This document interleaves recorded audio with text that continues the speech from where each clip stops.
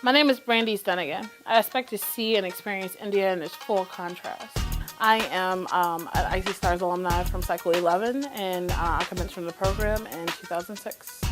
So it was 2006. I had, been working at a telemarketing company, and then I transitioned from there. After working 3 years, and I started working for another not-for-profit for a couple of years, and they restructured. So I was unemployed. I was in my 5th month of unemployment. I was trying to figure out what I was going to do next when an ad and commercial ran with Tamron Hall on Fox News, communicating this amazing opportunity to get training while being paid and, gone to some amazing jobs. That was like her tagline, some pretty amazing jobs. And then like the next time she said it was like some pretty high-paying jobs, and I was like, woo, that's even better.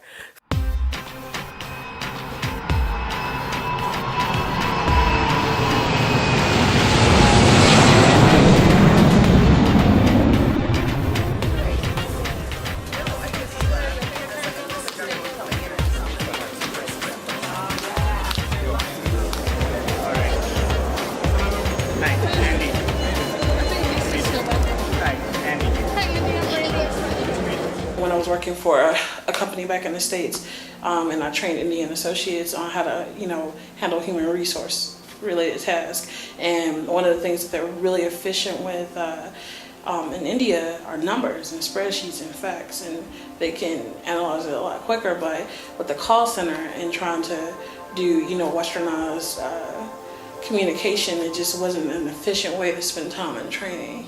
So it was really important that in the selection process and the individuals that i.c.stars looks at to take on to the program have to be community-minded IT leaders, so that they're able to think outside of themselves in order to grow together. The target audience is between 18 and 27. You need to have a GED or high school diploma, of course, and your financial responsibilities have to be either, we have to take care of yourself or others that you're not being taken care of. 6 months of work experience and motivated for social involvement and leadership in the community. Those are just the basic things that you're looking for on the surface. The funny thing about the trip to India is that before I was a twinkle in my mama's eye,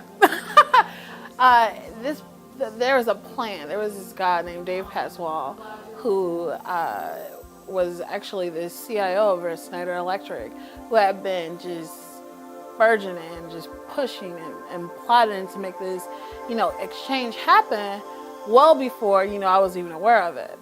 And the president and co-founder, Sandy Castro, and the CFO, Eric Lanner, had decided that the i.c.stars alumni should then, decide who got to go.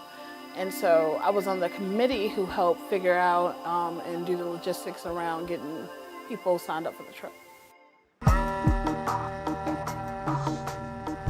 My first impression of India was that even things that seem domestic to you, that seem like they're at home, are quite different.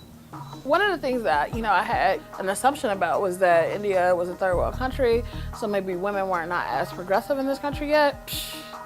Blew me away, a good 50-50 split. There were women all over the campus at Infosys.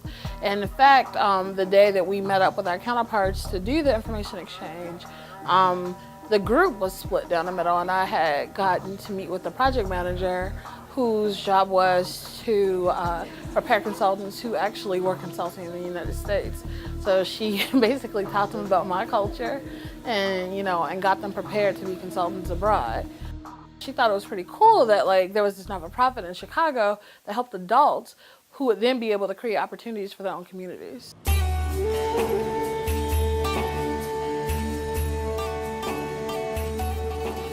I think that when you put positive things in the universe, that you get positive and great things back. And I think that considering that, this particular business, which is really my main frame of reference of how business is done in India, was created to drive the economy and the drive opportunity in India, and that they're really, patriotic about it, I think about, how New Delhi became New Delhi.